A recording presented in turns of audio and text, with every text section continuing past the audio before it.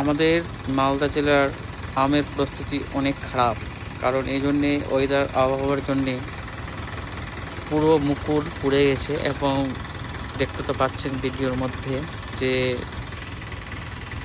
মুকুলের মধ্যে কোনো রকমের আম ধরেনি এবং অনেক কীটনাশক ব্যবহার করার পরেও এখন পর্যন্ত কোনো রকমের রেহাই পাওয়া যায়নি এবং কীটনাশক বা স্প্রে করে করে মানুষ খাসতে গেছে। এবার মালদা জেলার আমের প্রস্তুতি কী হবে বলা মুশকিল, খুবই খারাপ পরিস্থিতি। এটা আমাদের রতুয়া বা হারালের এলাকার বাগানের আম বাগানের এটা মুকুল, খুবই প্রস্তুতি খারাপ।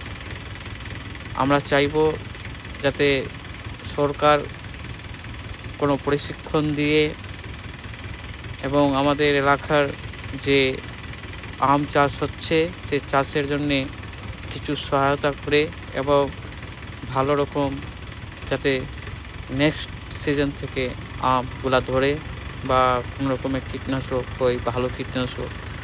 এখন দোকানের মধ্যে যাচ্ছে, ওখানে গেলেও বললো কীটনাশক দিয়ে দিল আর আম পুরো পুড়ে টুড়ে সব শেষ হয়ে গেল।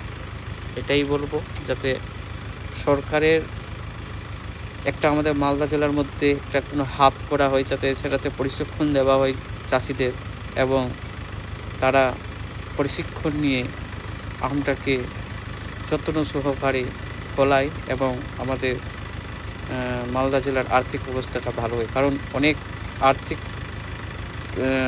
সহায়তার জন্যে আমরা আর্থিক বা টাকা পয়সার উপর নির্ভর করে সেটা আমাদের আম চাষ হলো প্রধান এবং অন্যতম